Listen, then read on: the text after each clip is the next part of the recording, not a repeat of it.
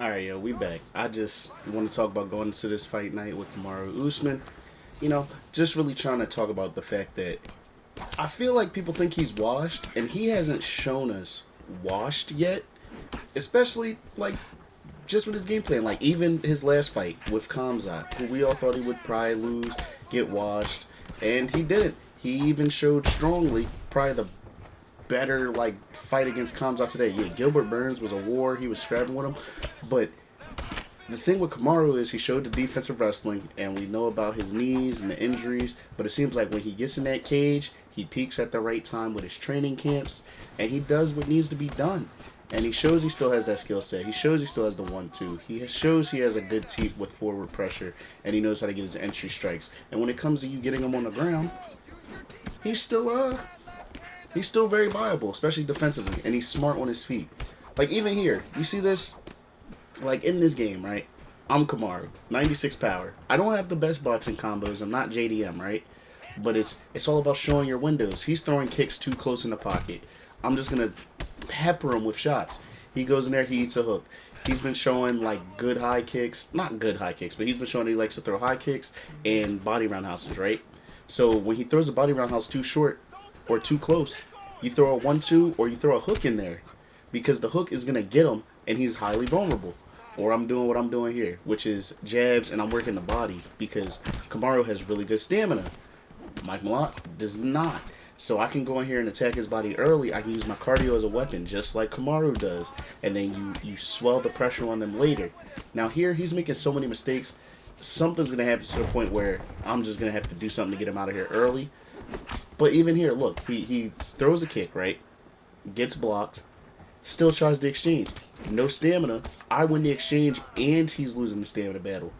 And we still have a minute and a half left, basically. This is the IQ things that Kamaru does in real life. He doesn't do too much. He stays sharp. He knows what his wheelhouse is, and he knows he has good enough power to knock you out or to get you to respect him. And kind of when you do those things well, it makes people kind of cherry pick their offense, or it makes people very cautious in what they do to they don't want to switch up the levels. Like let's say the right thing to do would be grapple. They won't even do that because they're scared of getting that perfect piston of a jab that he has to the face because it has some power behind it. It's a stiffer jab. He has a good 1-2 as well. So if you whiff and he goes 1-2, now you could get dropped, you could get hurt bad, or you could have something like this where you're just getting rocked and it's just bad for you. The thing is though, Kamaru is not washed, in my opinion, yet. And this is really his, even though he's lost, this is his last chance to show that he's not washed. Now, with that being said, let's go into the next fight. But yeah, Kamaru got a lot to prove this weekend. I think he can do it. You ready to fight? Ready. Let's do it. Now, here, look. I got his main op. I got Colby. Main thing here, I'm like, all right, let's work slow. We have good power. We have more power than him. We have better hands than him. And if I can get to the body with my little pop shots, my jabs, my straights, my hooks, and the uppercuts, as long as a teep, boom, we're going to be good. As well as intercepting him. Like, he kept trying to do something, right? And I saw that, so I started going with the uppercut. He goes to pull. Now we throw that uppercut to the body. Because he pulled, it does even more damage. And boom, now you're landing a significant strike that does great damage. And on top of that, it's going to his body, which is even worse. Because now it's going to give you a cardio advantage, too. And two guys that both have good cardio, that could be the difference maker. Using my power for thinking the long game versus using my power to just try and get him out of there in one round is very much the way to go. And also there, you saw me evade because he threw from like one side and he did go the same side, so I just evaded away from it. But yeah, that's a good thing to do. Or if they throw their right hand, you could like slip into their right hand. Like you could go into the right hand because they can't throw a right hook twice. So that's like a good thing to think about too when you're thinking about evading strikes. Now right there, look, he's getting intercepted. He goes for something big again, gets intercepted with the teep, goes for something again, getting frustrated. He's backing up and he doesn't want to do anything anymore. Boom. Eats a 2-piece, blocks one of them. Eats a 3-piece there, gets blocked. Gets dropped, and he's out of there. So yeah. Now here, new fight. Herb Dean's in the way, but new fight. Michael Morales.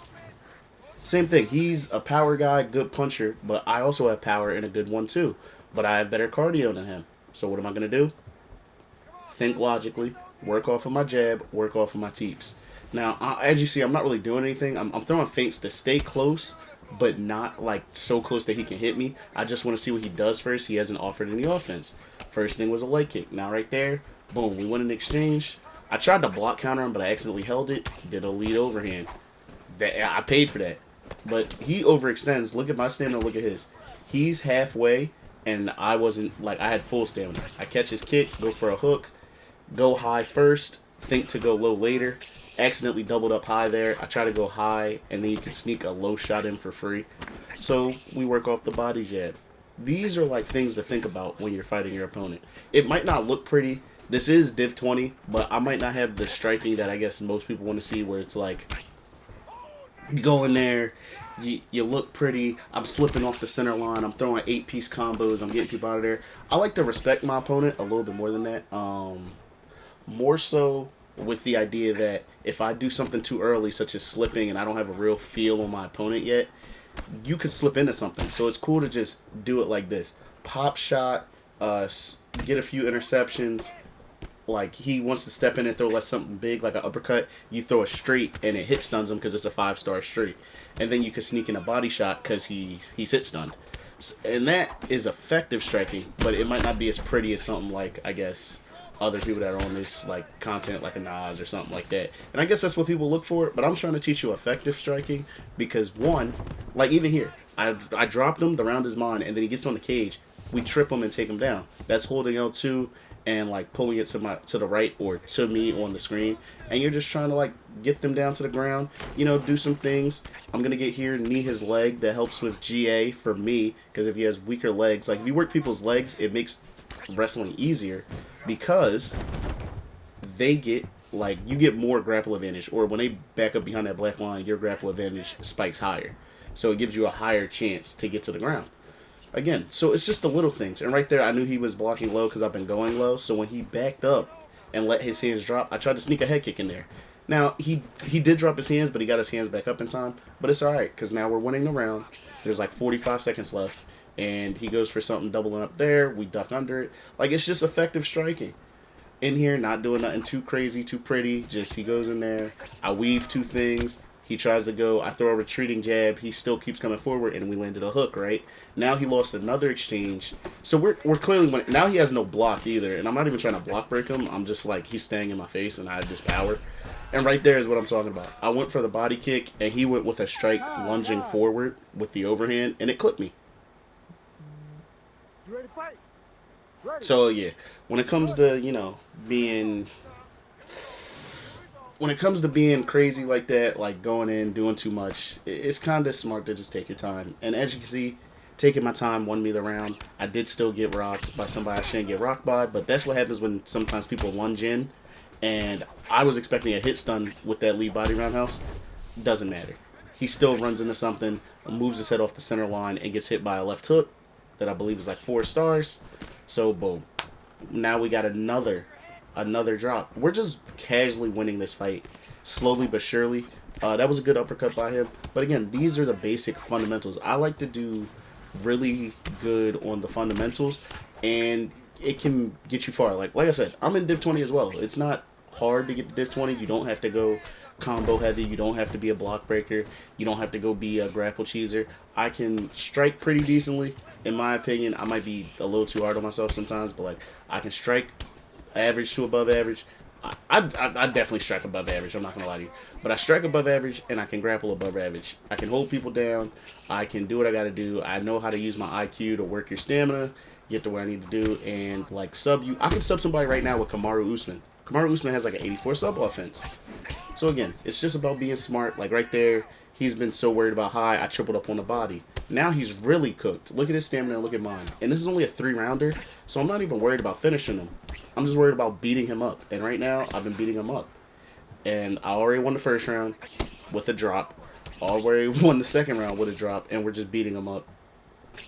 At this point, with the drop right there, that drops our stamina even more. We try to land a little body kick, but it's alright because we're just going to work on our game. We're going to sit here, do the right things, and yeah, just little things to make him think. And now he's thinking body because I'm not scared to go to the body. Boom, hit him. Go for a teep. Don't be scared to go teep again. See, people think they catch a strike and you won't teep them again, or you won't do. Don't stray from your game plan just because they stopped it once. Just don't make any big mistakes like throwing a head kick. So you throw really safe strikes like a teep, a straight, a jab, like, and throw it in single variation so you're not throwing, right? Like, let's say you throw an 8-piece combo. Now your stamina's low, and if they counter you, you're gonna get dropped. If you throw in 1 to 2 shots like that, you're just gonna be like really good. You're gonna be really sharp, and it just works out. And that's how you pretty much dominate people with people like Kamaru Usman. So yeah, that's pretty much it. I think he's gonna do well Saturday. That's pretty much it. Like and subscribe. You know, share the video. And yeah, tune in for the next one. You know, just trying to keep working, build this audience. I appreciate it, man. So see you with the next one.